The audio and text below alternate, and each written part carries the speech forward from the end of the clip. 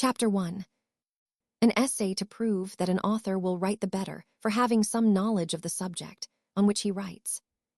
As several gentlemen in these times, by the wonderful force of genius only, without the least assistance of learning, perhaps, without being well able to read, have made a considerable figure in the Republic of Letters. The modern critics, I am told, have lately begun to assert that all kind of learning is entirely useless to a writer. And indeed, no other than a kind of fetters on the natural sprightliness and activity of the imagination, which is thus weighed down, and prevented from soaring to those high flights which otherwise it would be able to reach. This doctrine, I am afraid, is at present carried much too far, for why should writing differ so much from all other arts? The nimbleness of a dancing master is not at all prejudiced by being taught to move, nor doth any mechanic, I believe, exercise his tools the worse by having learnt to use them. For my own part, I cannot conceive that Homer or Virgil would have writ with more fire, if instead of being masters of all the learning of their times, they had been as ignorant as most of the authors of the present age. Nor do I believe that all the imagination, fire, and judgment of Pitt could have produced those orations that have made the Senate of England, in these our times, a rival in eloquence to Greece and Rome, if he had not been so well read in the writings of Demosthenes and Cicero as to have transferred their whole spirit into his speeches, and with their spirit, their knowledge too. I would not here be understood to insist on the same fund of learning in any of my brethren, as Cicero persuades us is necessary to the composition of an orator. On the contrary, very little reading is, I conceive, necessary to the poet, less to the critic, and the least of all to the politician. For the first, perhaps, Byche's art of poetry, and a few of our modern poets may suffice. For the second, a moderate heap of plays, and for the last, an indifferent collection of political journals. To say the truth, I require no more than that a man should have some little knowledge of the subject on which he treats, according to the old maxim of law, quam quisque norit ardem in ec exercit. With this alone, a writer may sometimes do tolerably well, and indeed, without this, all the other learning in the world will stand him in little stead. For instance, let us suppose that Homer and Virgil, Aristotle and Cicero, Thucydides and Livy, could have met all together, and have clubbed their several talents to have composed a treatise on the art of dancing. I believe it will be readily agreed they could not have equaled the excellent treatise which Mr. Essex hath given us on that subject, entitled, The Rudiments of Genteel Education. And indeed, should the excellent Mr. Broughton be prevailed on to set fist to paper, and to complete the above-said rudiments, by delivering down the true principles of athletics, I question whether the world will have any cause to lament that none of the great writers, either antient or modern, have ever treated about that noble and useful art. To avoid a multiplicity of examples in so plain a case, and to come at once to my point, I am apt to conceive that one reason why many English writers have totally failed in describing the manners of upper life may possibly be that in reality they know nothing of it. This is a knowledge, unhappily not in the power of many authors to arrive at. Books will give us a very imperfect idea of it, nor will the stage a much better. The fine gentleman formed upon reading the former will almost always turn out a pedant, and he who forms himself upon the latter, a coxcomb. Nor are the characters, drawn from these models, better supported. Vanbrugh and Congreve copied nature, but they who copy them draw as unlike the present age as Hogarth would do if he was to paint a rout or a drum in the dresses of Titian and of Van Dyck. In short, imitation here will not do the business. The picture must be after nature herself. A true knowledge of the world is gained only by conversation, and the manners of every rank must be seen in order to be known.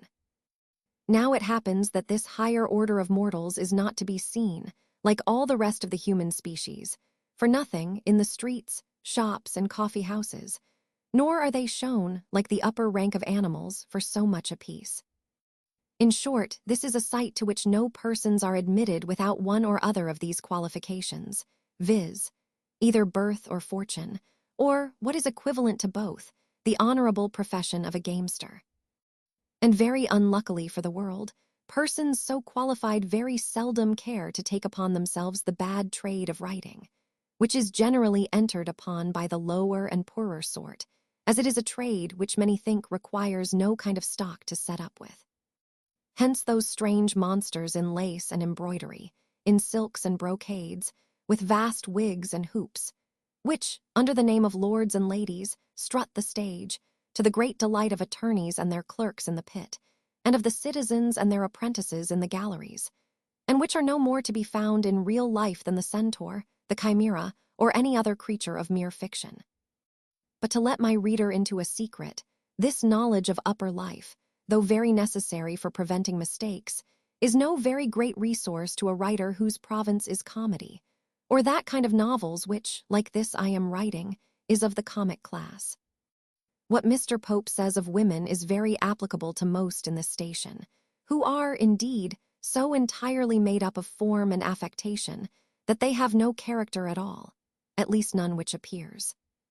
I will venture to say the highest life is much the dullest, and affords very little humor or entertainment.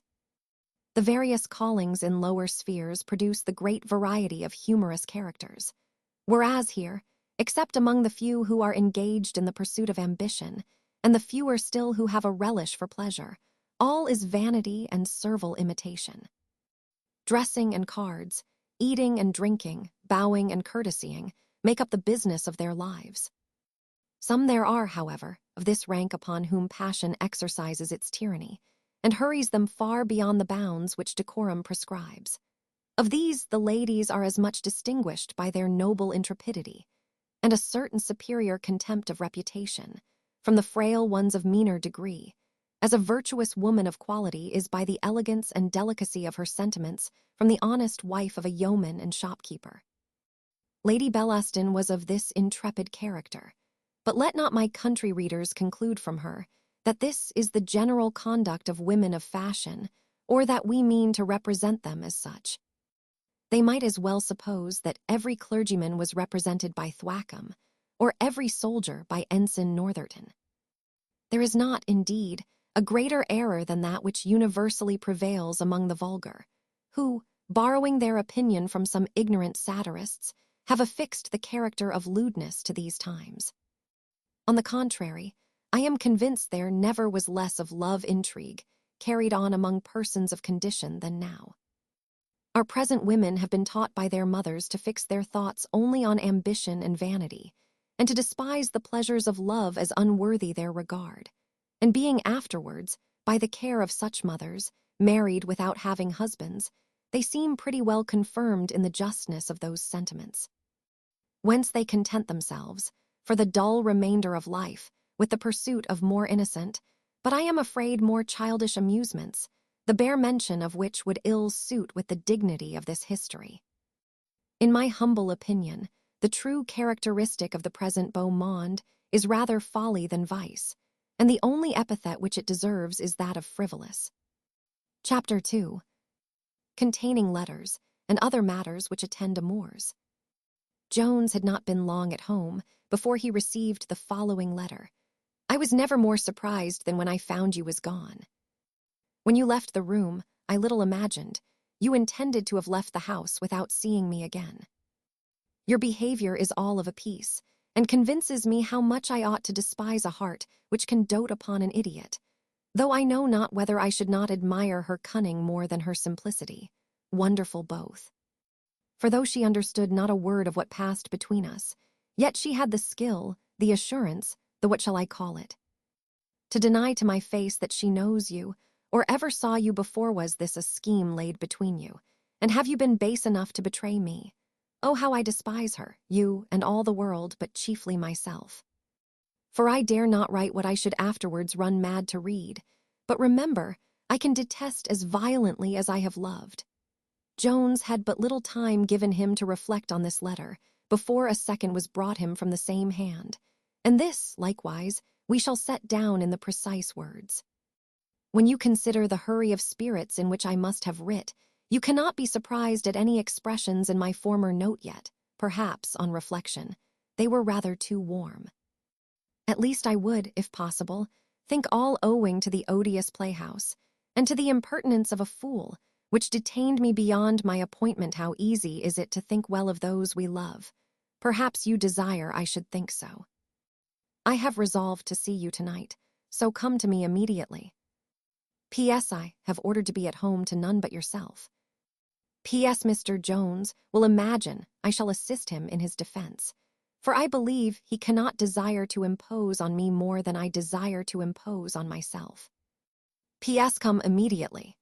To the men of intrigue, I refer the determination, whether the angry or the tender letter gave the greatest uneasiness to Jones. Certain it is, he had no violent inclination to pay any more visits that evening, unless to one single person. However, he thought his honor engaged, and had not this been motive sufficient, he would not have ventured to blow the temper of Lady Bellaston into that flame of which he had reason to think it susceptible, and of which he feared the consequence might be a discovery to Sophia, which he dreaded. After some discontented walks, therefore, about the room, he was preparing to depart, when the lady kindly prevented him, not by another letter, but by her own presence.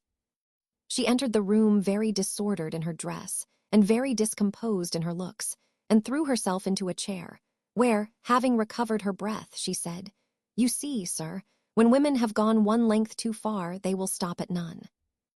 If any person would have sworn this to me a week ago, I would not have believed it of myself. I hope, madam," said Jones, "my charming Lady Bellaston will be as difficult to believe anything against one who is so sensible of the many obligations she hath conferred upon him. Indeed," says she, "sensible of obligations." Did I expect to hear such cold language from Mr. Jones? "Pardon me, my dear angel," said he, "if after the letters I have received the terrors of your anger, though I know not how I have deserved it. And have I then," says she with a smile, "so angry a countenance, have I really brought a chiding face with me? If there be honor in man," said he, "I have done nothing to merit your anger. You remember the appointment you sent me. I went in pursuance."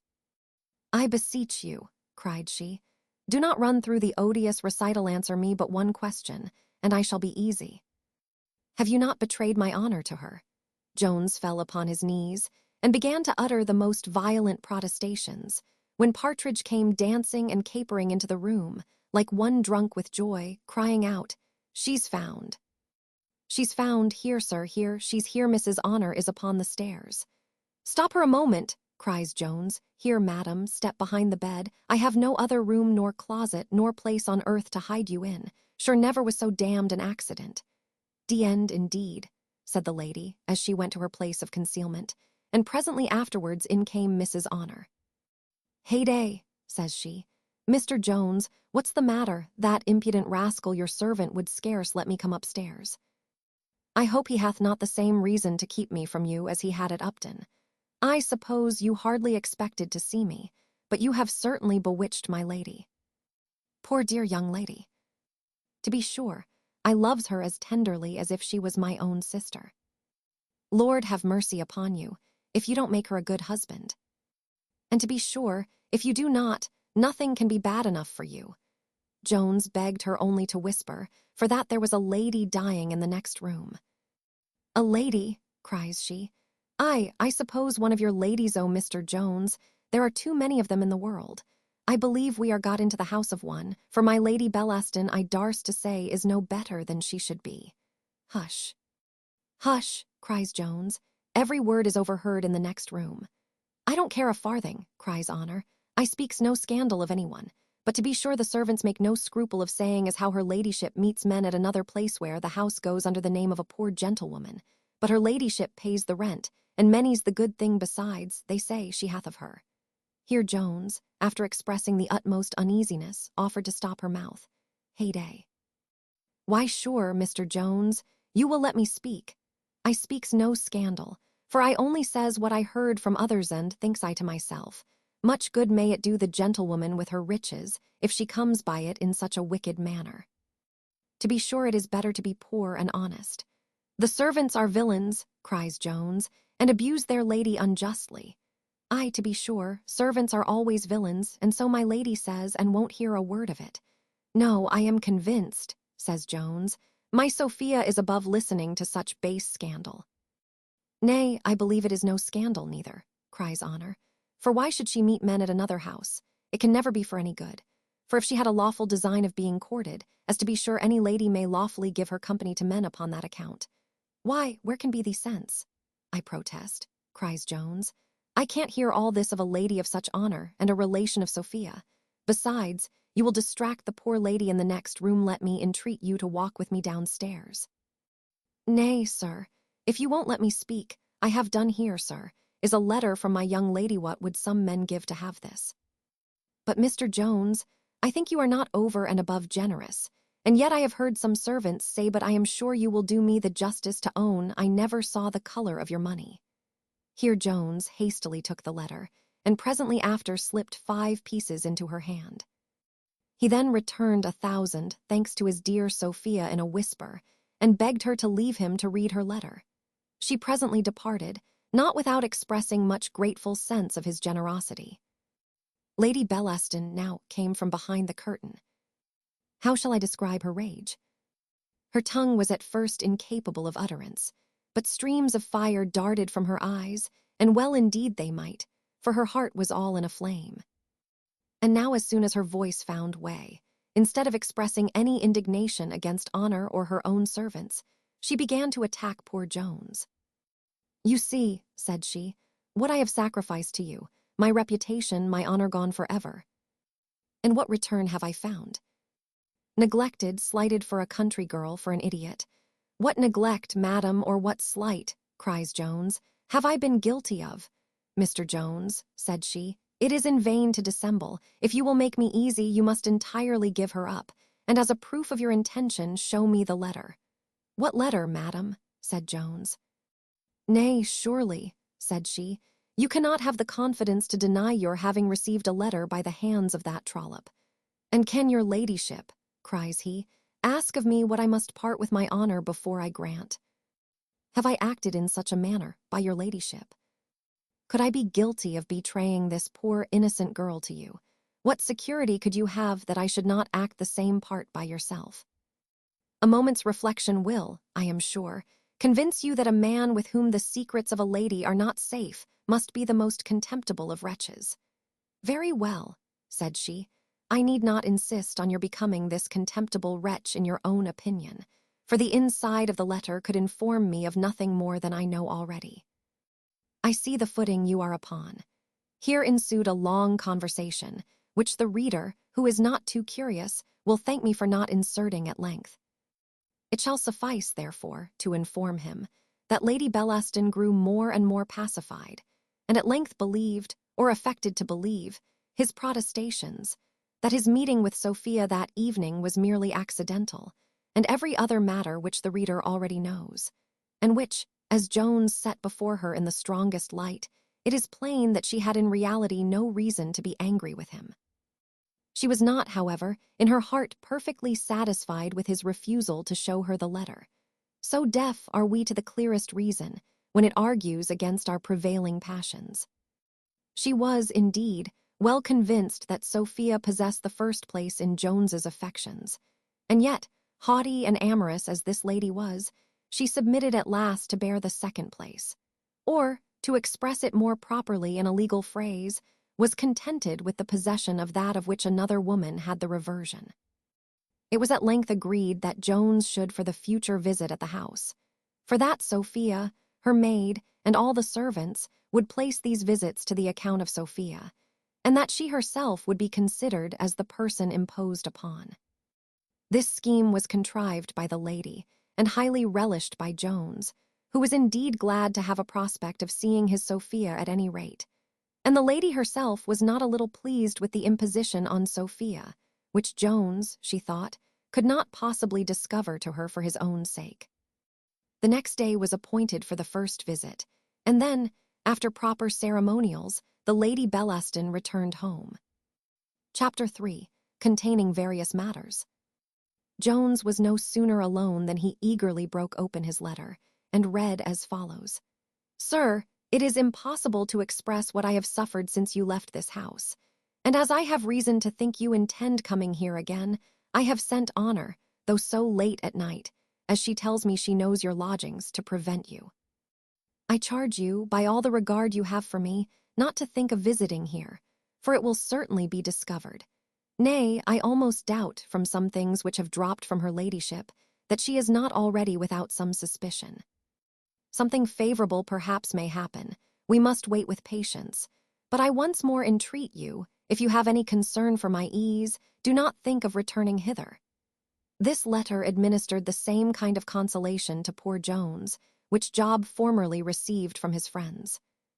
Besides disappointing all the hopes which he promised to himself from seeing Sophia, he was reduced to an unhappy dilemma with regard to Lady Bellaston, for there are some certain engagements which, as he well knew, do very difficultly admit of any excuse for the failure.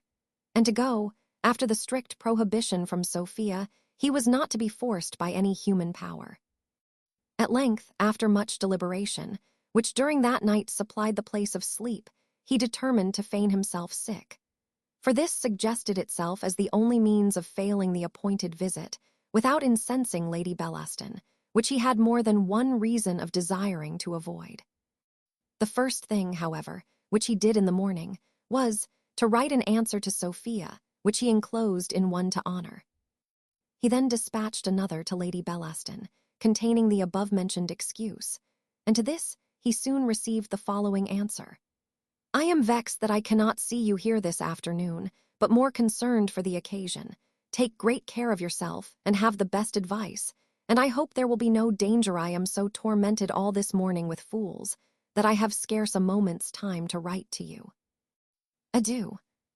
P.S. I will endeavor to call on you this evening. At 9 be sure to be alone. Mr. Jones now received a visit from Mrs. Miller, who, after some formal introduction, began the following speech. I am very sorry, sir, to wait upon you on such an occasion, but I hope you will consider the ill consequence which it must be to the reputation of my poor girls, if my house should once be talked of as a house of ill fame. I hope you won't think me, therefore, guilty of impertinence, if I beg you not to bring any more ladies in at that time of night. The clock had struck 2 before one of them went away. I do assure you, madam, said Jones, the lady who was here last night and who stayed the latest, for the other only brought me a letter, is a woman of very great fashion and my near relation. I don't know what fashion she is of, answered Mrs. Miller, but I am sure no woman of virtue, unless a very near relation indeed, would visit a young gentleman at 10 at night and stay 4 hours in his room with him alone. Besides, sir, the behavior of her chairmen shows what she was, for they did nothing but make jests all the evening in the entry, and asked Mr. Partridge, in the hearing of my own maid, if madam intended to stay with his master all night. With a great deal of stuff, not proper to be repeated. I have really a great respect for you, Mr. Jones, upon your own account. Nay, I have a very high obligation to you for your generosity to my cousin. Indeed, I did not know how very good you had been till lately. Little did I imagine to what dreadful courses the poor man's distress had driven him. Little did I think, when you gave me the 10 guineas, that you had given them to a highwayman. O heavens, what goodness have you shown! How have you preserved this family?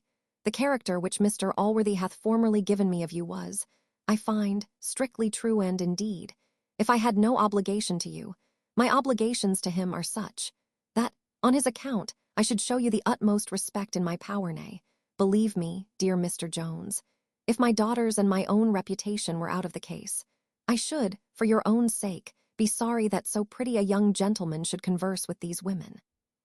But if you are resolved to do it, I must beg you to take another lodging, for I do not myself like to have such things carried on under my roof, but more especially upon the account of my girls, who have little, heaven knows, besides their characters, to recommend them. Jones started and changed color at the name of Allworthy. Indeed, Mrs. Miller, answered he a little warmly, I do not take this at all kind. I will never bring any slander on your house, but I must insist on seeing what company I please in my own room, and if that gives you any offense, I shall, as soon as I am able, look for another lodging. I am sorry we must part then, sir, said she, but I am convinced Mr. Allworthy himself would never come within my doors if he had the least suspicion of my keeping an ill house.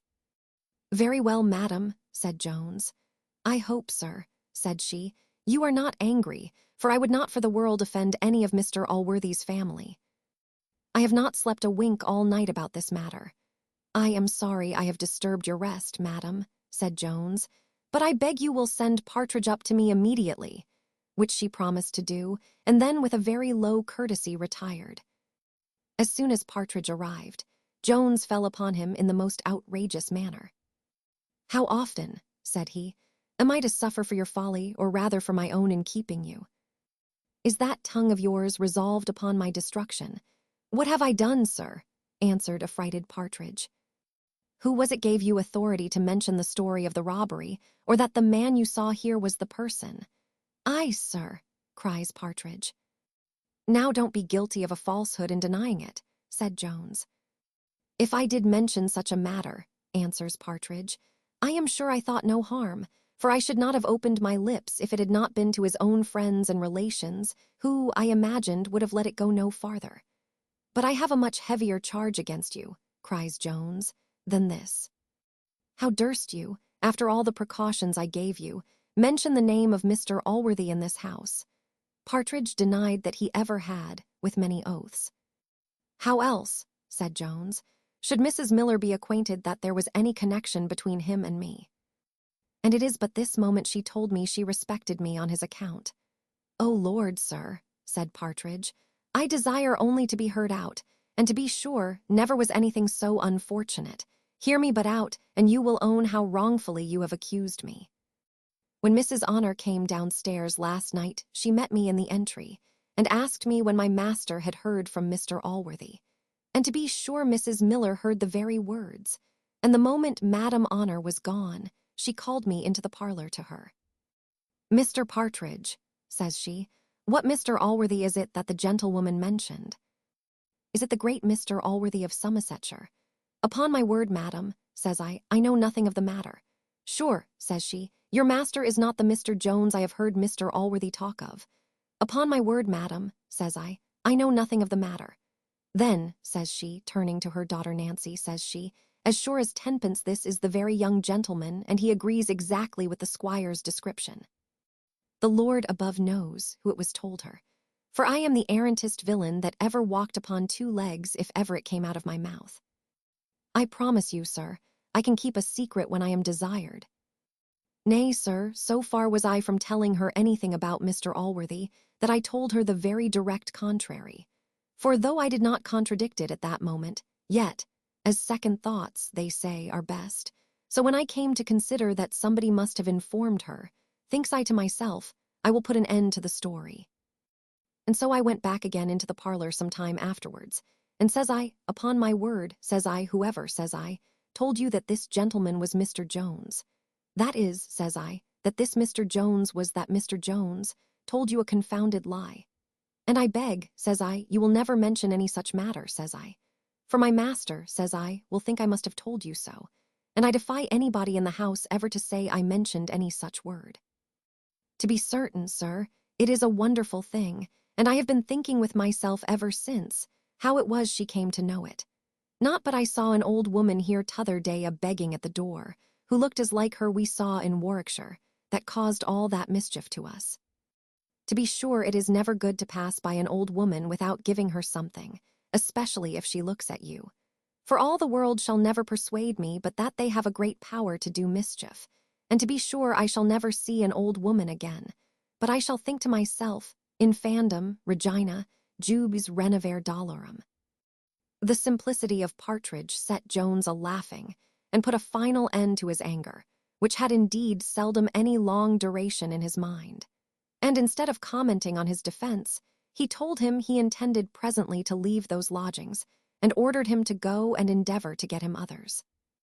Chapter 4, which we hope will be very attentively perused by young people of both sexes. Partridge had no sooner left Mr. Jones than Mr. Nightingale, with whom he had now contracted a great intimacy, came to him, and after a short salutation said, So, Tom, I hear you had company very late last night. Upon my soul, you are a happy fellow, who have not been in town above a fortnight, and can keep chairs waiting at your door till 2 in the morning. He then ran on with much commonplace raillery of the same kind, till Jones at last interrupted him, saying, "I suppose you have received all this information from Mrs. Miller, who hath been up here a little while ago to give me warning. The good woman is afraid, it seems, of the reputation of her daughters. Oh, she is wonderfully nice," says Nightingale. "Upon that account, if you remember, she would not let Nancy go with us to the masquerade." "Nay, upon my honour, I think she's in the right of it," says Jones. "However, I have taken her at her word and have sent Partridge to look for another lodging." "If you will," says Nightingale, "we may, I believe, be again together, for to tell you a secret which I desire you won't mention in the family, I intend to quit the house today." "What, hath Mrs. Miller given you warning too, my friend?" cries Jones. "No," answered the other, "but the rooms are not convenient enough. Besides, I am grown weary of this part of the town. I want to be nearer the places of diversion, so I am going to Pall Mall." "And do you intend to make a secret of your going away?" said Jones. "I promise you," answered Nightingale, "I don't intend to bilk my lodgings, but I have a private reason for not taking a formal leave." "Not so private," answered Jones. "I promise you I have seen it ever since the second day of my coming to the house. Here will be some wet eyes on your departure. Poor Nancy, I pity her faith. Indeed, Jack, you have played the fool with that girl. You have given her a longing, which I am afraid nothing will ever cure her of." Nightingale answered, "What the devil would you have me do?" "Would you have me marry her to cure her?" "No," answered Jones, "I would not have had you make love to her, as you have often done in my presence. I have been astonished at the blindness of her mother in never seeing it." "Pug, see it!" cries Nightingale. "What the devil should she see?" "Why, see," said Jones, "that you have made her daughter distractedly in love with you. The poor girl cannot conceal it a moment. Her eyes are never off from you, and she always colors every time you come into the room. Indeed, I pity her heartily, for she seems to be one of the best-natured and honestest of human creatures." "And so," answered Nightingale, "according to your doctrine, one must not amuse oneself by any common gallantries with women, for fear they should fall in love with us." "Indeed, Jack," said Jones, "you wilfully misunderstand me. I do not fancy women are so apt to fall in love, but you have gone far beyond common gallantries." "What do you suppose," says Nightingale, "that we have been abed together?" "No, upon my honour," answered Jones, very seriously. "I do not suppose so ill of you. Nay, I will go farther, I do not imagine you have laid a regular premeditated scheme for the destruction of the quiet of a poor little creature, or have even foreseen the consequence. For I am sure thou art a very good-natured fellow, and such a one can never be guilty of a cruelty of that kind. But at the same time, you have pleased your own vanity, without considering that this poor girl was made a sacrifice to it. And while you have had no design, but of amusing an idle hour, you have actually given her reason to flatter herself that you had the most serious designs in her favor. Prithee, Jack, answer me honestly. To what have tended all those elegant and luscious descriptions of happiness arising from violent and mutual fondness? All those warm professions of tenderness and generous disinterested love? Did you imagine she would not apply them? Or, speak ingenuously, did not you intend she should? Upon my soul, Tom, cries Nightingale, I did not think this was in thee. Thou wilt make an admirable parson. So I suppose you would not go to bed to Nancy now if she would let you. No, cries Jones, may I be d-end if I would. Tom, Tom, answered Nightingale, remember last night when every eye was closed and the pale moon and silent stars shone conscious of the theft. Look ye, Mr. Nightingale, said Jones, I am no canting hypocrite, nor do I pretend to the gift of chastity more than my neighbours. I have been guilty with women, I own it, but am not conscious that I have ever injured any, nor would I, to procure pleasure to myself, be knowingly the cause of misery to any human being. Well, well, said Nightingale, I believe you, and I am convinced you acquit me of any such thing. I do from my heart, answered Jones, of having debauched the girl, but not from having gained her affections. If I have, said Nightingale, I am sorry for it, but time and absence will soon wear off such impressions. It is a receipt I must take myself, for, to confess the truth to you, I never liked any girl half so much in my whole life. But I must let you into the whole secret, Tom. My father hath provided a match for me with a woman I never saw, and she is now coming to town, in order for me to make my addresses to her. At these words Jones burst into a loud fit of laughter, when Nightingale cried, "Nay, prithee, don't turn me into ridicule. The devil take me if I am not half mad about this matter.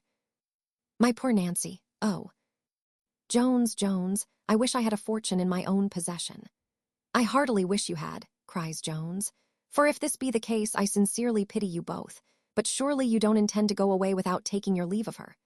"I would not," answered Nightingale, "undergo the pain of taking leave for £10,000. Besides, I am convinced, instead of answering any good purpose, it would only serve to inflame my poor Nancy the more. I beg, therefore, you would not mention a word of it today, and in the evening or tomorrow morning I intend to depart." Jones promised he would not, and said, upon reflection, he thought, as he had determined and was obliged to leave her, he took the most prudent method. He then told Nightingale he should be very glad to lodge in the same house with him, and it was accordingly agreed between them that Nightingale should procure him either the ground floor or the 2 pair of stairs, for the young gentleman himself was to occupy that which was between them. This Nightingale, of whom we shall be presently obliged to say a little more, was in the ordinary transactions of life a man of strict honor, and, what is more rare among young gentlemen of the town, one of strict honesty too. Yet in affairs of love he was somewhat loose in his morals. Not that he was even here as void of principle as gentlemen sometimes are, and oftener affect to be. But it is certain he had been guilty of some indefensible treachery to women, and had, in a certain mystery, called making love, practiced many deceits, which, if he had used in trade, he would have been counted the greatest villain upon earth.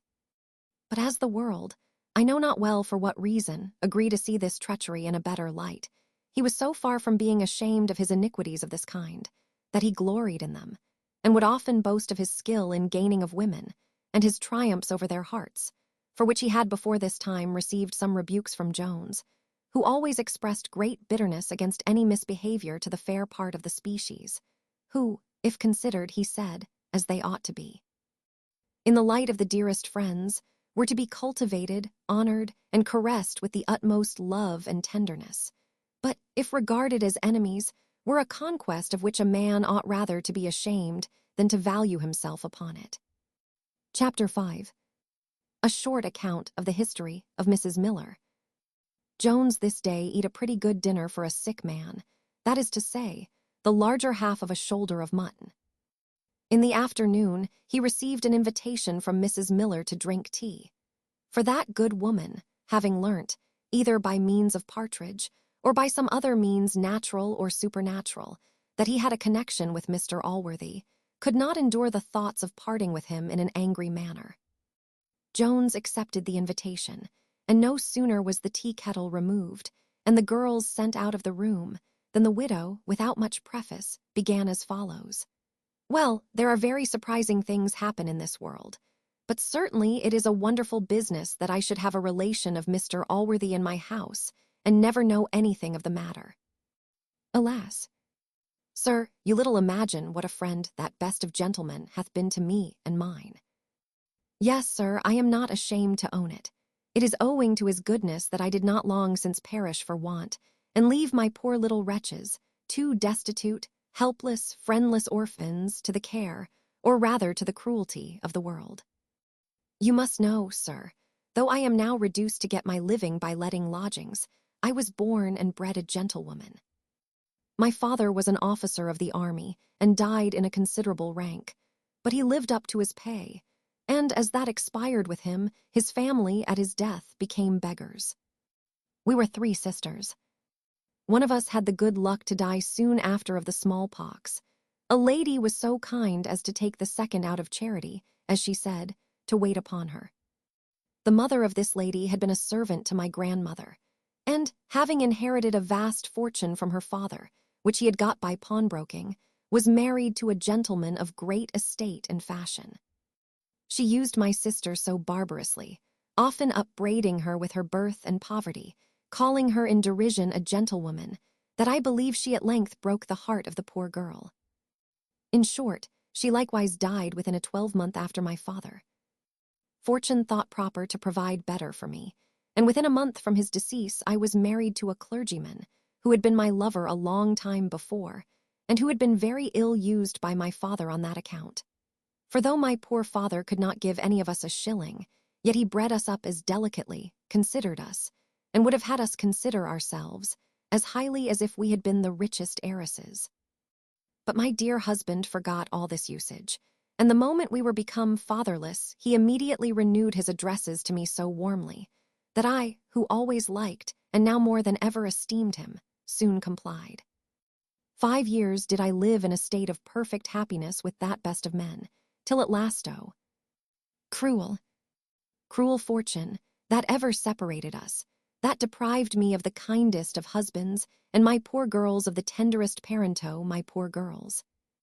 You never knew the blessing which ye lost. I am ashamed, Mr. Jones, of this womanish weakness, but I shall never mention him without tears. I ought rather, madam, said Jones, to be ashamed that I do not accompany you. Well, sir, continued she, I was now left a second time in a much worse condition than before. Besides the terrible affliction I was to encounter, I had now 2 children to provide for, and was, if possible, more penniless than ever.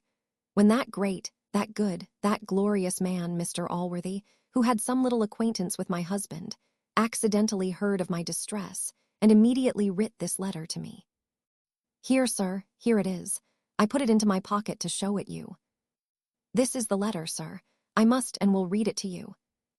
Madam, I heartily condole with you on your late grievous loss, which your own good sense, and the excellent lessons you must have learnt from the worthiest of men, will better enable you to bear than any advice which I am capable of giving.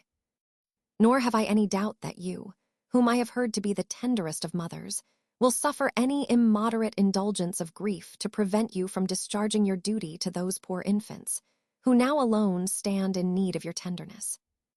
However, as you must be supposed at present to be incapable of much worldly consideration, you will pardon my having ordered a person to wait on you, and to pay you 20 guineas, which I beg you will accept till I have the pleasure of seeing you, and believe me to be, Madam, and C. This letter, sir, I received within a fortnight after the irreparable loss I have mentioned. And within a fortnight afterwards, Mr. Allworthy, the blessed Mr. Allworthy, came to pay me a visit, when he placed me in the house where you now see me, gave me a large sum of money to furnish it, and settled an annuity of £50 a year upon me, which I have constantly received ever since. Judge, then, Mr. Jones, in what regard I must hold a benefactor, to whom I owe the preservation of my life, and of those dear children, for whose sake alone my life is valuable. Do not, therefore, think me impertinent, Mr. Jones, since I must esteem one for whom I know Mr. Allworthy hath so much value, if I beg you not to converse with these wicked women. You are a young gentleman, and do not know half their artful wiles. Do not be angry with me, sir, for what I said upon account of my house. You must be sensible it would be the ruin of my poor dear girls. Besides, sir, you cannot but be acquainted that Mr. Allworthy himself would never forgive my conniving at such matters, and particularly with you. Upon my word, madam, said Jones, you need make no farther apology, nor do I in the least take anything ill you have said, but give me leave, as no one can have more value than myself for Mr. Allworthy, to deliver you from one mistake, which perhaps would not be altogether for his honour. I do assure you I am no relation of his. Alas! Sir, answered she, I know you are not, I know very well who you are, for Mr. Allworthy hath told me all, but I do assure you, had you been 20 times his son, he could not have expressed more regard for you than he hath often expressed in my presence. You need not be ashamed, sir, of what you are. I promise you no good person will esteem you the less on that account. No, Mr. Jones, the words dishonourable birth are nonsense, as my dear, dear husband used to say, unless the word dishonourable be applied to the parents, for the children can derive no real dishonour from an act of which they are entirely innocent. Here Jones heaved a deep sigh, and then said, Since I perceive, madam, you really do know me, and Mr. Allworthy hath thought proper to mention my name to you, and since you have been so explicit with me as to your own affairs, I will acquaint you with some more circumstances concerning myself. And these Mrs. Miller having expressed great desire and curiosity to hear, he began and related to her his whole history, without once mentioning the name of Sophia. There is a kind of sympathy in honest minds, by means of which they give an easy credit to each other. Mrs. Miller believed all which Jones told her to be true, and expressed much pity and concern for him. She was beginning to comment on the story, but Jones interrupted her, for, as the hour of assignation now drew nigh, he began to stipulate for a second interview with the lady that evening, which he promised should be the last at her house, swearing, at the same time, that she was one of great distinction, and that nothing but what was entirely innocent was to pass between them, and I do firmly believe he intended to keep his word. Mrs. Miller was at length prevailed on, and Jones departed to his chamber, where he sat alone till 12 o'clock, but no Lady Bellaston appeared. As we have said that this lady had a great affection for Jones, and as it must have appeared that she really had so, the reader may perhaps wonder at the first failure of her appointment, as she apprehended him to be confined by sickness, a season when friendship seems most to require such visits. This behavior, therefore, in the lady may, by some, be condemned as unnatural, but that is not our fault, for our business is only to record truth. Chapter 6. Containing a scene which we doubt not will affect all our readers. Mr. Jones closed not his eyes during all the former part of the night, not owing to any uneasiness which he conceived at being disappointed by Lady Bellaston, nor was Sophia herself, though most of his waking hours were justly to be charged to her account, the present cause of dispelling his slumbers. In fact, poor Jones was one of the best-natured fellows alive, and had all that weakness which is called compassion, and which distinguishes this imperfect character from that noble firmness of mind, which rolls a man, as it were, within himself, and like a polished bowl, enables him to run through the world without being once stopped by the calamities which happen to others. He could not help, therefore, compassionating the situation of poor Nancy, whose love for Mr. Nightingale seemed to him so apparent that he was astonished at the blindness of her mother, who had more than once, the preceding evening, remarked to him the great change in the temper of her daughter, who from being, she said, one of the liveliest, merriest girls in the world, was, on a sudden, become all gloom and melancholy. Sleep, however, at length got the better of all resistance, and now, as if he had already been a deity, as the Antients imagined, and an offended one too, he seemed to enjoy his dear-bought conquest, to speak simply, and without any metaphor. Mr. Jones slept till 11 the next morning, and would, perhaps, have continued in the same quiet situation much longer, had not a violent uproar awakened him. Partridge was now summoned, who, being asked what was the matter, answered that there was a dreadful hurricane below stairs, that Miss Nancy was in fits, and that the other sister and the mother were both crying and lamenting over her. Jones expressed much concern at this news, which Partridge endeavored to relieve by saying with a smile, he fancied the young lady was in no danger of death, for that Susan, which was the name of the maid, had given him to understand it was nothing more than a common affair. In short, said he, Miss Nancy hath had a mind to be as wise as her mother, that's all. She was a little hungry, it seems, and so sat down to dinner before grace was said, and so there is a child coming for the Foundling Hospital. Prithee, leave thy stupid jesting, cries Jones. Is the misery of these poor wretches a subject of mirth? Go immediately to Mrs. Miller, and tell her I beg leave stay, you will make some blunder. I will go myself, for she desired me to breakfast with her. He then rose and dressed himself as fast as he could, and while he was dressing, Partridge, notwithstanding many severe rebukes, could not avoid throwing forth certain pieces of brutality, commonly called jests, on this occasion. Jones was no sooner dressed than he walked downstairs, and knocking at the door, was presently admitted by the maid into the outward parlor, which was as empty of company as it was of any apparatus for eating.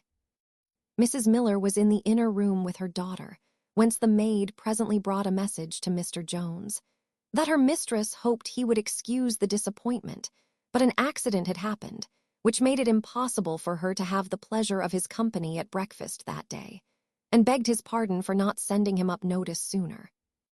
Jones desired she would give herself no trouble about anything so trifling as his disappointment, that he was heartily sorry for the occasion, and that if he could be of any service to her, she might command him.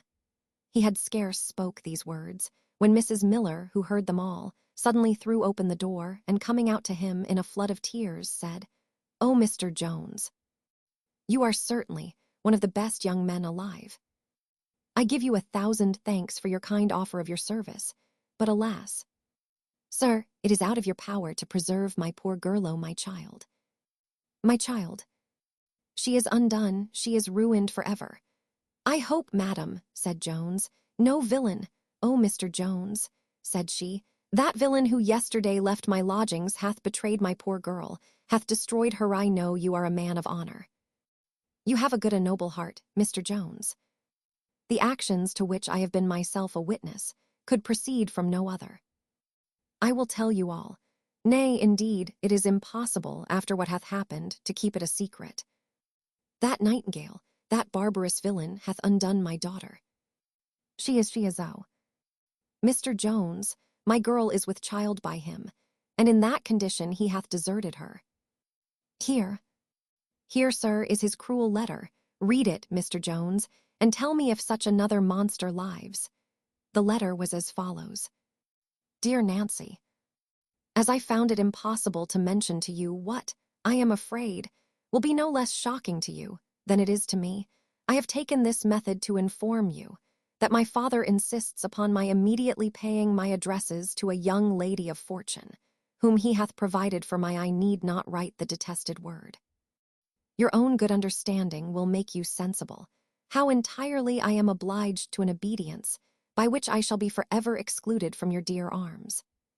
The fondness of your mother may encourage you to trust her with the unhappy consequence of our love, which may be easily kept a secret from the world, and for which I will take care to provide, as I will for you. I wish you may feel less on this account than I have suffered, but summon all your fortitude to your assistance, and forgive and forget the man, whom nothing but the prospect of certain ruin could have forced to write this letter. I bid you forget me, I mean only as a lover, but the best of friends you shall ever find in your faithful, though unhappy, J.N." When Jones had read this letter, they both stood silent during a minute, looking at each other. At last he began thus. "I cannot express, madam, how much I am shocked at what I have read. Yet let me beg you in one particular to take the writer's advice. Consider the reputation of your daughter. It is gone, it is lost, Mr. Jones," cried she, "as well as her innocence." She received the letter in a room full of company, and immediately swooning away upon opening it, the contents were known to every one present. But the loss of her reputation, bad as it is not the worst. I shall lose my child. She hath attempted twice to destroy herself already, and though she hath been hitherto prevented, vows she will not outlive it. Nor could I myself outlive any accident of that nature. What then will become of my little Betsy, a helpless infant orphan? And the poor little wretch will, I believe, break her heart at the miseries with which she sees her sister and myself distracted, while she is ignorant of the cause. Oh, 'tis the most sensible and best-natured little thing. The barbarous, cruel hath destroyed us all. Oh, my poor children, is this the reward of all my cares? Is this the fruit of all my prospects? Have I so cheerfully undergone all the labors and duties of a mother? Have I been so tender of their infancy, so careful of their education? Have I been toiling so many years, denying myself even the conveniences of life, to provide some little sustenance for them, to lose one or both in such a manner? Indeed, madam, said Jones, with tears in his eyes, I pity you from my soul. Oh, Mr. Jones, answered she, even you, though I know the goodness of your heart, can have no idea of what I feel. The best, the kindest, the most dutiful of children. Oh, my poor Nancy, the darling of my soul, the delight of my eyes, the pride of my heart. Too much indeed my pride, for to those foolish, ambitious hopes, arising from her beauty, I owe her ruin. Alas, I saw with pleasure the liking which this young man had for her. I thought it an honorable affection, and flattered my foolish vanity with the thoughts of seeing her married to one so much her superior. And 1,000 times in my presence, nay, often in yours, he hath endeavored to soothe and encourage these hopes by the most generous expressions of disinterested love, which he hath always directed to my poor girl, and which I, as well as she, believed to be real. Could I have believed that these were only snares laid to betray the innocence of my child, and for the ruin of us all? At these words little Betsy came running into the room, crying, "Dear mamma, for heaven's sake come to my sister, for she is in another fit and my cousin can't hold her." Mrs. Miller immediately obeyed the summons, but first ordered Betsy to stay with Mr. Jones and begged him to entertain her a few minutes, saying in the most pathetic voice, "Good heaven, let me preserve one of my children at least." Jones, in compliance with this request, did all he could to comfort the little girl, though he was, in reality, himself very highly affected with Mrs. Miller's story. He told her her sister would be soon very well again, that by taking on in that manner she would not only make her sister worse, but make her mother ill too. "Indeed, sir," says she, "I would not do anything to hurt them for the world. I would burst my heart, rather than they should see me cry, but my poor sister can't see me cry. I am afraid she will never be able to see me cry any more. Indeed, I can't part with her. Indeed, I can't, and then poor mamma too, what will become of her? She says she will die too and leave me, but I am resolved I won't be left behind." "And are you not afraid to die, my little Betsy?" said Jones. "Yes," answered she, "I was always afraid to die, because I must have left my mamma and my sister, but I am not afraid of going anywhere with those I love." Jones was so pleased with this answer that he eagerly kissed the child, and soon after Mrs. Miller returned, saying, she thanked heaven Nancy was now come to herself. "And now, Betsy," says she, "you may go in, for your sister is better and longs to see you." She then turned to Jones and began to renew her apologies for having disappointed him of his breakfast. "I hope, madam," said Jones, "I shall have a more exquisite repast than any you could have provided for me. This, I assure you, will be the case, if I can do any service to this little family of love. But whatever success may attend my endeavors, I am resolved to attempt it. I am very much deceived in Mr. Nightingale, if, notwithstanding what hath happened, he hath not much goodness of heart at the bottom, as well as a very violent affection for your daughter. If this be the case, I think the picture which I shall lay before him will affect him. Endeavor, madam, to comfort yourself and Miss Nancy as well as you can. I will go instantly in quest of Mr. Nightingale, and I hope to bring you good news." Mrs. Miller fell upon her knees and invoked all the blessings of heaven upon Mr. Jones, to which she afterwards added the most passionate expressions of gratitude. He then departed to find Mr. Nightingale, and the good woman returned to comfort her daughter, who was somewhat cheered at what her mother told her, and both joined in resounding the praises of Mr. Jones. Chapter 7. The interview between Mr. Jones and Mr. Nightingale. The good or evil we confer on others very often, I believe, recoils on ourselves. For as men of a benign disposition enjoy their own acts of beneficence equally with those to whom they are done, so there are scarce any natures so entirely diabolical as to be capable of doing injuries, without paying themselves some pangs for the ruin which they bring on their fellow creatures. Mr. Nightingale, at least, was not such a person. On the contrary, Jones found him in his new lodgings, sitting melancholy by the fire, and silently lamenting the unhappy situation in which he had placed poor Nancy. He no sooner saw his friend appear than he arose hastily to meet him, and after much congratulation said, "Nothing could be more opportune than this kind visit, for I was never more in the spleen in my life." "I am sorry," answered Jones, "that I bring news very unlikely to relieve you, nay, what I am convinced must, of all others, shock you the most. However, it is necessary you should know it. Without further preface, then, I come to you, Mr. Nightingale, from a worthy family, which you have involved in misery and ruin." Mr. Nightingale changed color at these words, but Jones, without regarding it, proceeded, in the liveliest manner, to paint the tragical story with which the reader was acquainted in the last chapter. Nightingale never once interrupted the narration, though he discovered violent emotions at many parts of it.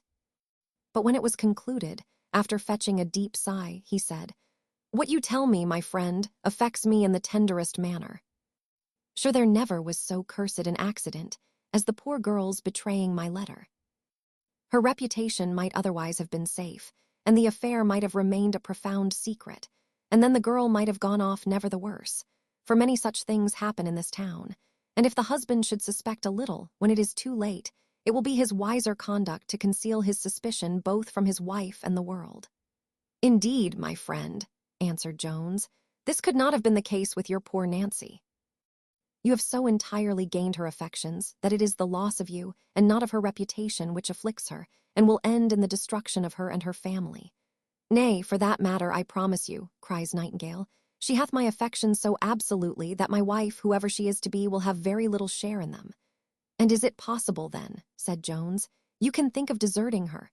Why, what can I do? Answered the other. Ask Miss Nancy, replied Jones warmly. In the condition to which you have reduced her, I sincerely think she ought to determine what reparation you shall make her.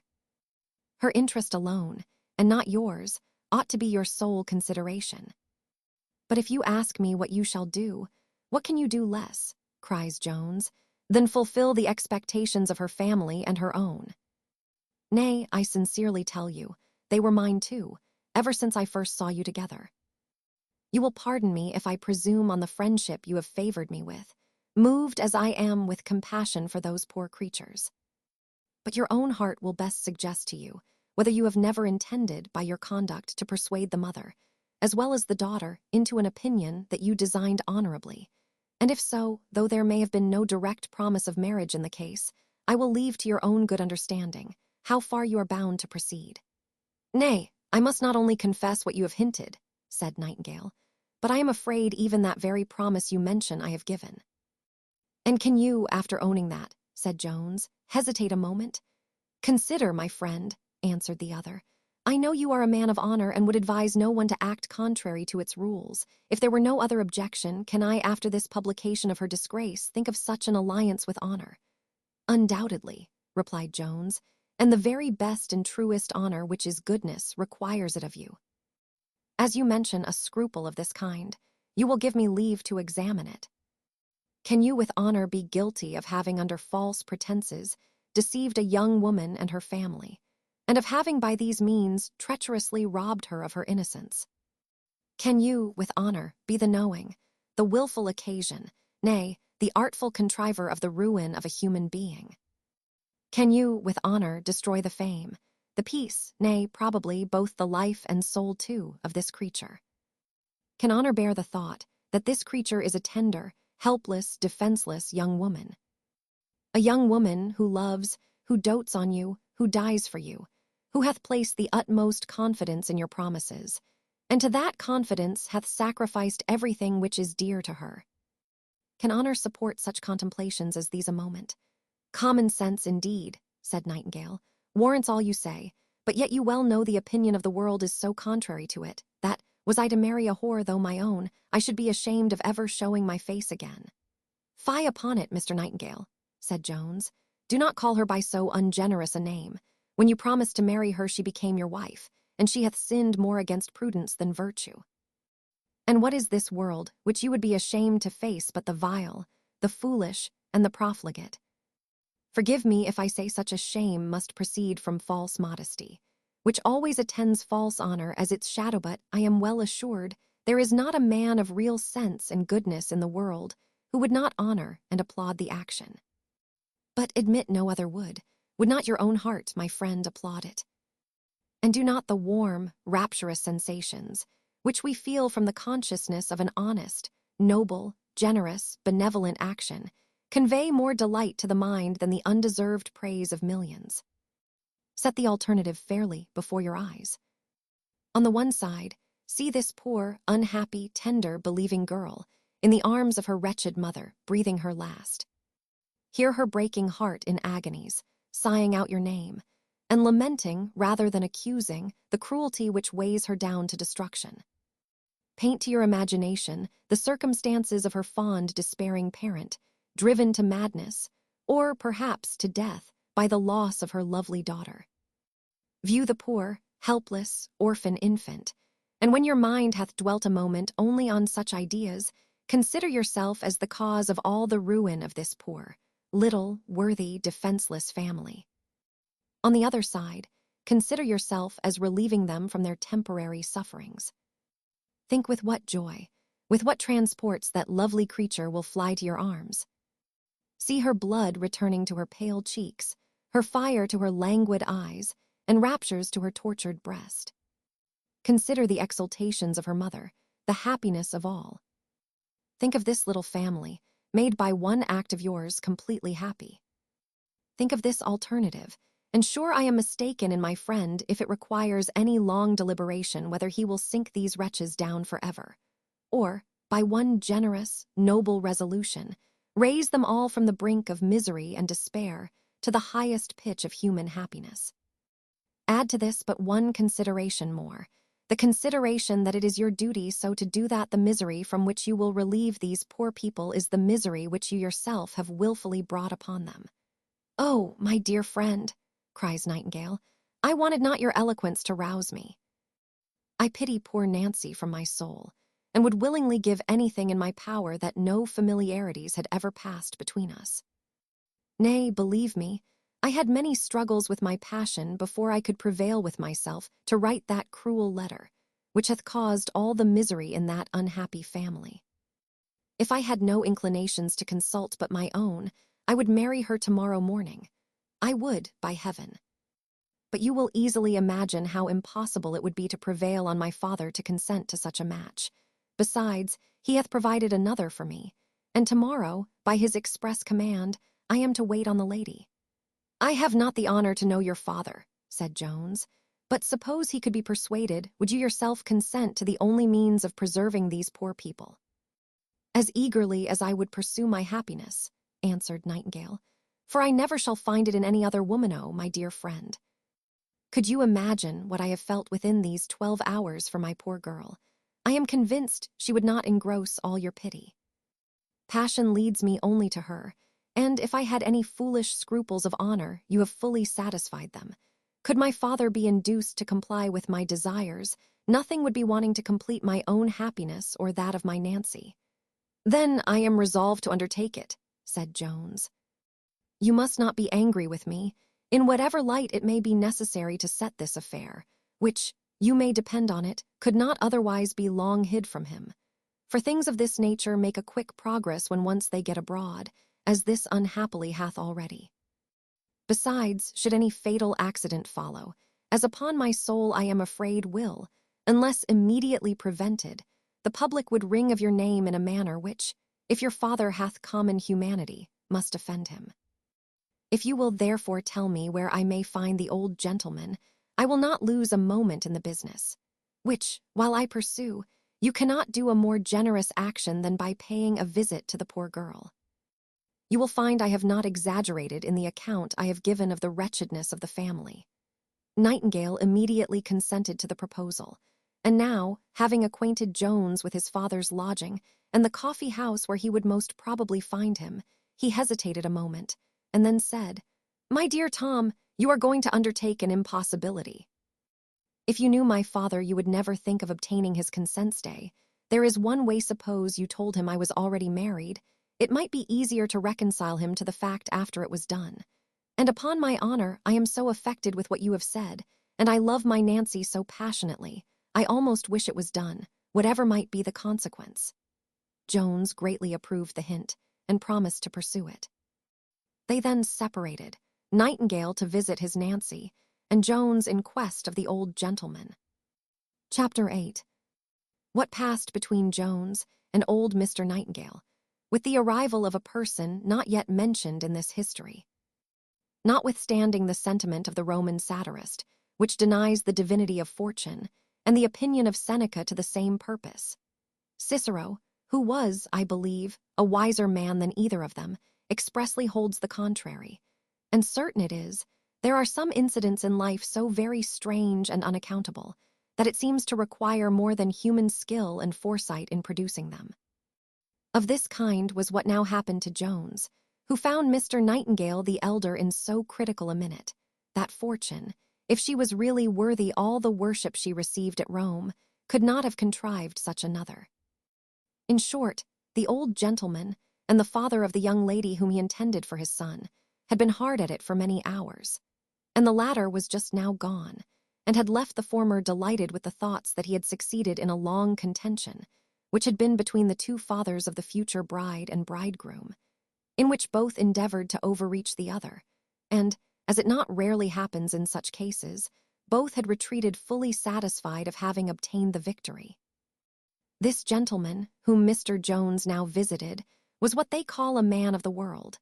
That is to say, a man who directs his conduct in this world as one who, being fully persuaded there is no other, is resolved to make the most of this.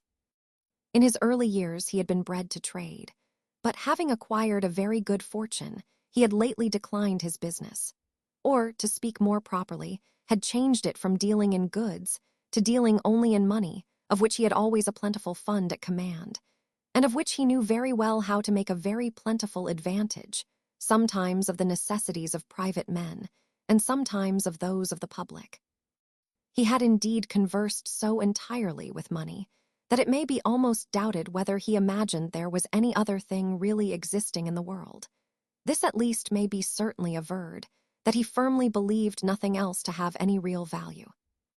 The reader will, I fancy, allow that fortune could not have culled out a more improper person for Mr. Jones to attack with any probability of success, nor could the whimsical lady have directed this attack at a more unseasonable time. As money, then, was always uppermost in this gentleman's thoughts, so the moment he saw a stranger within his doors it immediately occurred to his imagination that such stranger was either come to bring him money or to fetch it from him. And according as one or other of these thoughts prevailed, he conceived a favorable or unfavorable idea of the person who approached him. Unluckily for Jones, the latter of these was the ascendant at present, for as a young gentleman had visited him the day before with a bill from his son for a play debt, he apprehended, at the first sight of Jones, that he was come on such another errand. Jones therefore had no sooner told him that he was come on his son's account than the old gentleman, being confirmed in his suspicion, burst forth into an exclamation, that he would lose his labor. "Is it then possible, sir," answered Jones, "that you can guess my business?" "If I do guess it," replied the other, "I repeat again to you, you will lose your labor." "What, I suppose you are one of those sparks who lead my son into all those scenes of riot and debauchery, which will be his destruction. But I shall pay no more of his bills, I promise you. I expect he will quit all such company for the future. If I had imagined otherwise, I should not have provided a wife for him, for I would be instrumental in the ruin of nobody." "How, sir?" said Jones, "and was this lady of your providing?" "Pray, sir," answered the old gentleman, "how comes it to be any concern of yours?" "Nay, dear sir," replied Jones, "be not offended that I interest myself in what regards your son's happiness, for whom I have so great an honor and value. It was upon that very account I came to wait upon you. I can't express the satisfaction you have given me by what you say, for I do assure you your son is a person for whom I have the highest honor. Nay, sir, it is not easy to express the esteem I have for you. Who could be so generous, so good, so kind, so indulgent to provide such a match for your son? A woman who, I dare swear, will make him one of the happiest men upon earth.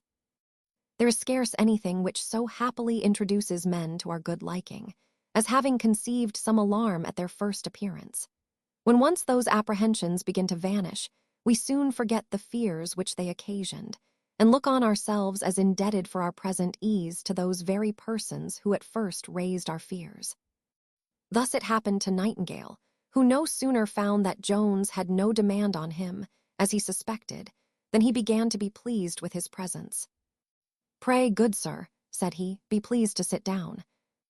I do not remember to have ever had the pleasure of seeing you before, but if you are a friend of my son, and have anything to say concerning this young lady, I shall be glad to hear you. As to her making him happy, it will be his own fault if she doth not. I have discharged my duty in taking care of the main article. She will bring him a fortune capable of making any reasonable, prudent, sober man happy." "Undoubtedly," cries Jones, "for she is in herself a fortune, so beautiful, so genteel, so sweet-tempered, and so well-educated. She is indeed a most accomplished young lady, sings admirably well, and hath a most delicate hand at the harpsichord." "I did not know any of these matters," answered the old gentleman, "for I never saw the lady, but I do not like her the worse for what you tell me, and I am the better pleased with her father for not laying any stress on these qualifications in our bargain. I shall always think it a proof of his understanding. A silly fellow would have brought in these articles as an addition to her fortune, but to give him his due, he never mentioned any such matter, though to be sure they are no disparagements to a woman." "I do assure you, sir," cries Jones, "she hath them all in the most eminent degree. For my part, I own I was afraid you might have been a little backward, a little less inclined to the match, for your son told me you had never seen the lady. Therefore I came, sir, in that case, to entreat you, to conjure you, as you value the happiness of your son, not to be averse to his match with a woman who hath not only all the good qualities I have mentioned, but many more." "If that was your business, sir," said the old gentleman, "we are both obliged to you, and you may be perfectly easy, for I give you my word I was very well satisfied with her fortune." "Sir," answered Jones, "I honor you every moment more and more. To be so easily satisfied, so very moderate on that account, is a proof of the soundness of your understanding, as well as the nobleness of your mind." "Not so very moderate, young gentleman, not so very moderate," answered the father. "Still more and more noble," replied Jones, "and give me leave to add, sensible, for sure it is little less than madness to consider money as the sole foundation of happiness. Such a woman as this with her little, her nothing of a fortune. I find," cries the old gentleman, "you have a pretty just opinion of money, my friend, or else you are better acquainted with the person of the lady than with her circumstances. Why, pray, what fortune do you imagine this lady to have?" "What fortune?" cries Jones. "Why, too contemptible a one to be named for your son." "Well, well, well," said the other, "perhaps he might have done better." "That I deny," said Jones, "for she is one of the best of women." Aye, but in point of fortune I mean," answered the other. "And yet, as to that now, how much do you imagine your friend is to have?" "How much?" cries Jones, "how much?" "Why, at the utmost, perhaps 200 pounds. "Do you mean to banter me, young gentleman?" said the father, a little angry. "No, upon my soul," answered Jones. "I am in earnest. Nay, I believe I have gone to the utmost farthing.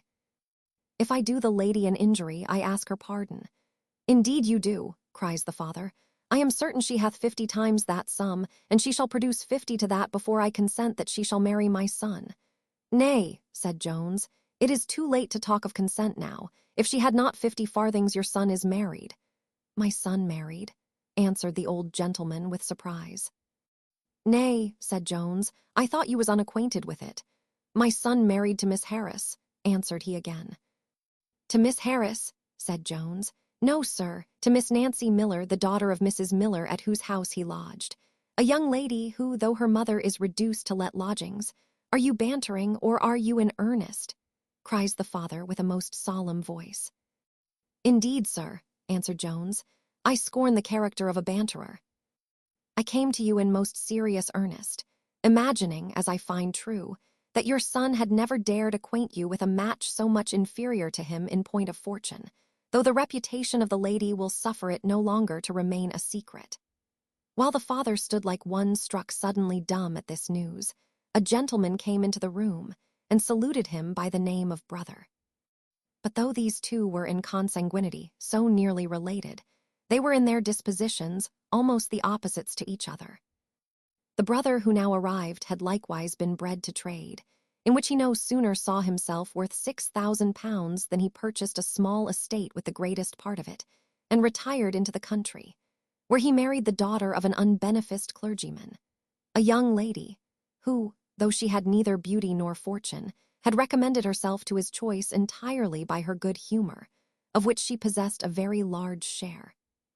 With this woman he had, during 25 years, lived a life more resembling the model which certain poets ascribe to the Golden Age than any of those patterns which are furnished by the present times. By her he had 4 children, but none of them arrived at maturity, except only one daughter, whom, in vulgar language, he and his wife had spoiled. That is, had educated with the utmost tenderness and fondness, which she returned to such a degree that she had actually refused a very extraordinary match with a gentleman a little turned of 40, because she could not bring herself to part with her parents. The young lady whom Mr. Nightingale had intended for his son was a near neighbor of his brother, and an acquaintance of his niece.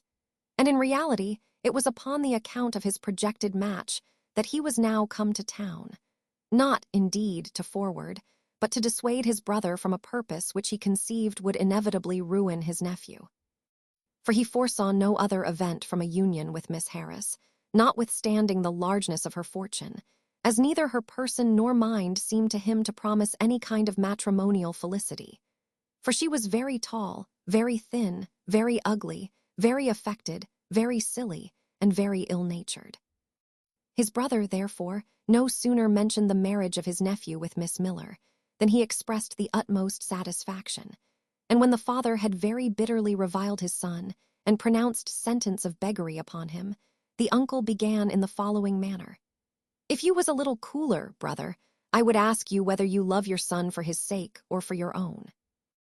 You would answer, I suppose, and so I suppose you think, for his sake, and doubtless it is his happiness which you intended in the marriage you proposed for him. Now, brother, to prescribe rules of happiness to others hath always appeared to me very absurd, and to insist on doing this, very tyrannical. It is a vulgar error, I know, but it is, nevertheless, an error. And if this be absurd in other things, it is mostly so in the affair of marriage, the happiness of which depends entirely on the affection which subsists between the parties. I have therefore always thought it unreasonable in parents to desire to choose for their children on this occasion, since to force affection is an impossible attempt. Nay, so much doth love abhor force, that I know not whether, through an unfortunate but uncurable perverseness in our natures, it may not be even impatient of persuasion. It is, however, true that, though a parent will not, I think, wisely prescribe, he ought to be consulted on this occasion, and in strictness, perhaps, should at least have a negative voice. My nephew, therefore, I own, in marrying without asking your advice, hath been guilty of a fault. But, honestly speaking, brother, have you not a little promoted this fault? Have not your frequent declarations on this subject given him a moral certainty of your refusal, where there was any deficiency in point of fortune? Nay, doth not your present anger arise solely from that deficiency? And if he hath failed in his duty here, did you not as much exceed that authority when you absolutely bargained with him for a woman, without his knowledge, whom you yourself never saw, and whom, if you had seen and known as well as I, it must have been madness in you to have ever thought of bringing her into your family? Still I own my nephew in a fault, but surely it is not an unpardonable fault. He hath acted indeed without your consent, in a matter in which he ought to have asked it, but it is in a matter in which his interest is principally concerned. You yourself must and will acknowledge that you consulted his interest only, and if he unfortunately differed from you, and hath been mistaken in his notion of happiness, will you, brother, if you love your son, carry him still wider from the point? Will you increase the ill consequences of his simple choice? Will you endeavor to make an event certain misery to him, which may accidentally prove so? In a word, brother, because he hath put it out of your power to make his circumstances as affluent as you would, will you distress them as much as you can? By the force of the true Catholic faith, St. Anthony won upon the fishes. Orpheus and Amphion went a little farther, and by the charms of music enchanted things merely inanimate. Wonderful both. But neither history nor fable have ever yet ventured to record an instance of anyone who, by force of argument and reason, hath triumphed over habitual avarice. Mr. Nightingale, the father, instead of attempting to answer his brother, contented himself with only observing that they had always differed in their sentiments concerning the education of their children. "I wish," said he, "brother, you would have confined your care to your own daughter, and never have troubled yourself with my son, who hath, I believe, as little profited by your precepts as by your example." For young Nightingale was his uncle's godson, and had lived more with him than with his father. So that the uncle had often declared he loved his nephew almost equally with his own child. Jones fell into raptures with this good gentleman, and when, after much persuasion, they found the father grew still more and more irritated, instead of appeased, Jones conducted the uncle to his nephew at the house of Mrs. Miller. Chapter 9. Containing strange matters. At his return to his lodgings, Jones found the situation of affairs greatly altered from what they had been in at his departure.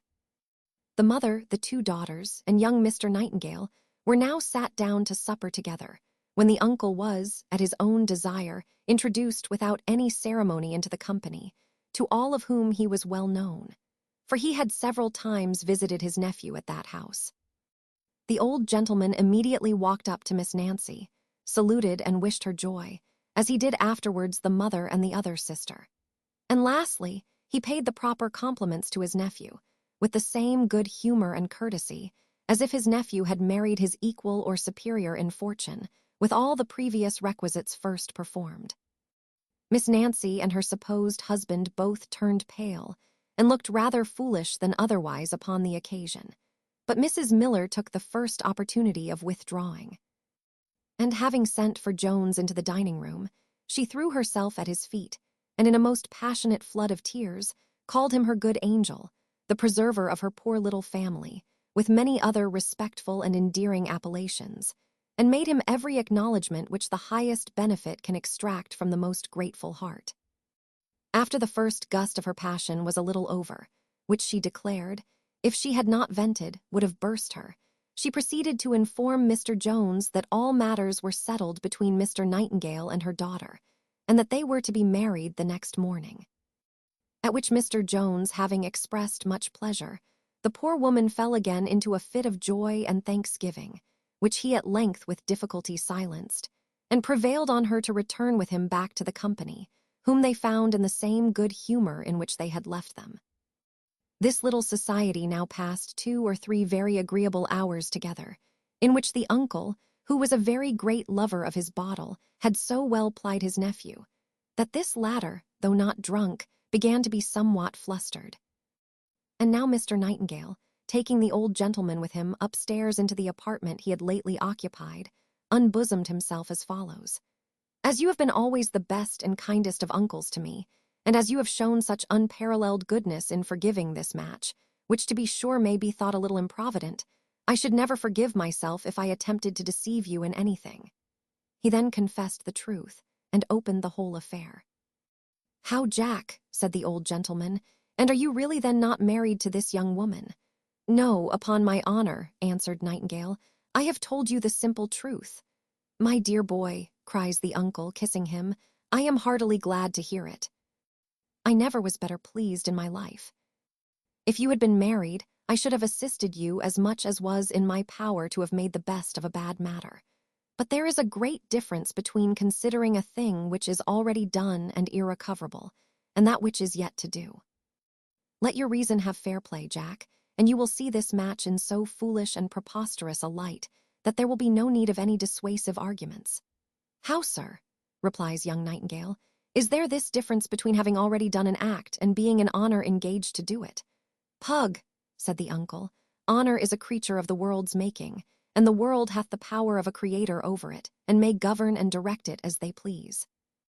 Now you well know how trivial these breaches of contract are thought, even the grossest make, but the wonder and conversation of a day. Is there a man who afterwards will be more backward in giving you his sister or daughter? Or is there any sister or daughter who would be more backward to receive you? Honor is not concerned in these engagements. Pardon me, dear sir, cries Nightingale, I can never think so, and not only honor but conscience and humanity are concerned. I am well satisfied that, was I now to disappoint the young creature, her death would be the consequence, and I should look upon myself as her murderer, nay, as her murderer by the cruelest of all methods, by breaking her heart. Break her heart, indeed. No, no, Jack, cries the uncle, the hearts of women are not so soon broke. They are tough, boy, they are tough. But, sir, answered Nightingale, my own affections are engaged, and I never could be happy with any other woman. How often have I heard you say that children should be always suffered to choose for themselves, and that you would let my cousin Harriet do so? Why, aye, replied the old gentleman, so I would have them. But then I would have them choose wisely indeed. Jack, you must and shall leave the girl. Indeed, uncle, cries the other, I must and will have her. "You will, young gentleman," said the uncle. "I did not expect such a word from you. I should not wonder if you had used such language to your father, who hath always treated you like a dog, and kept you at the distance which a tyrant preserves over his subjects. But I, who have lived with you upon an equal footing, might surely expect better usage. But I know how to account for it all. It is all owing to your preposterous education, in which I have had too little share. There is my daughter now, whom I have brought up as my friend, never doth anything without my advice, nor ever refuses to take it when I give it her." "You have never yet given her advice in an affair of this kind," said Nightingale, "for I am greatly mistaken in my cousin, if she would be very ready to obey even your most positive commands in abandoning her inclinations." "Don't abuse my girl," answered the old gentleman with some emotion. "Don't abuse my Harriet. I have brought her up to have no inclinations contrary to my own. By suffering her to do whatever she pleases, I have inured her to a habit of being pleased to do whatever I like." "Pardon me, sir," said Nightingale. "I have not the least design to reflect on my cousin, for whom I have the greatest esteem, and indeed I am convinced you will never put her to so severe a trial, or lay such hard commands on her as you would do on me. But, dear sir, let us return to the company, for they will begin to be uneasy at our long absence. I must beg one favor of my dear uncle, which is that he would not say anything to shock the poor girl or her mother." "Oh, you need not fear me," answered he. "I understand myself too well to affront women, so I will readily grant you that favor, and in return I must expect another of you." "There are but few of your commands, sir," said Nightingale, "which I shall not very cheerfully obey." "Nay, sir, I ask nothing," said the uncle, "but the honor of your company home to my lodging, that I may reason the case a little more fully with you. For I would, if possible, have the satisfaction of preserving my family, notwithstanding the headstrong folly of my brother, who, in his own opinion, is the wisest man in the world."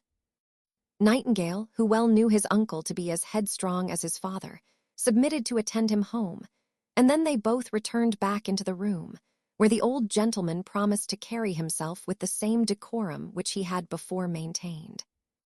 Chapter 10. A short chapter, which concludes the book. The long absence of the uncle and nephew had occasioned some disquiet in the minds of all whom they had left behind them, and the more, as, during the preceding dialogue, the uncle had more than once elevated his voice, so as to be heard downstairs, which, though they could not distinguish what he said, had caused some evil foreboding in Nancy and her mother, and indeed, even in Jones himself. When the good company, therefore, again assembled, there was a visible alteration in all their faces, and the good humor which, at their last meeting, universally shone forth in every countenance, was now changed into a much less agreeable aspect. It was a change, indeed, common enough to the weather in this climate, from sunshine to clouds, from June to December. This alteration was not, however, greatly remarked by any present, for as they were all now endeavoring to conceal their own thoughts and to act a part, they became all too busily engaged in the scene to be spectators of it. Thus neither the uncle nor nephew saw any symptoms of suspicion in the mother or daughter, nor did the mother or daughter remark the overacted complacence of the old man, nor the counterfeit satisfaction which grinned in the features of the young one. Something like this, I believe, frequently happens, where the whole attention of two friends being engaged in the part which each is to act, in order to impose on the other, neither sees nor suspects the arts practiced against himself, and thus the thrust of both, to borrow no improper metaphor on the occasion, alike takes place. From the same reason, it is no unusual thing for both parties to be overreached in a bargain, though the one must be always the greater loser, as was he who sold a blind horse and received a bad note in payment. Our company in about half an hour broke up, and the uncle carried off his nephew, but not before the latter had assured Miss Nancy, in a whisper, that he would attend her early in the morning and fulfill all his engagements. Jones, who was the least concerned in this scene, saw the most. He did indeed suspect the very fact, for, besides observing the great alteration in the behavior of the uncle, the distance he assumed, and his overstrained civility to Miss Nancy, the carrying off a bridegroom from his bride at that time of night was so extraordinary a proceeding that it could be accounted for only by imagining that young Nightingale had revealed the whole truth, which the apparent openness of his temper and his being flustered with liquor made too probable. While he was reasoning with himself whether he should acquaint these poor people with his suspicion, the maid of the house informed him that a gentlewoman desired to speak with him. He went immediately out, and taking the candle from the maid, ushered his visitant upstairs, who, in the person of Mrs. Honor, acquainted him with such dreadful news concerning his Sophia, that he immediately lost all consideration for every other person, and his whole stock of compassion was entirely swallowed up in reflections on his own misery, and on that of his unfortunate angel. What this dreadful matter was, the reader will be informed, after we have first related the many preceding steps which produced it, and those will be the subject of the following book.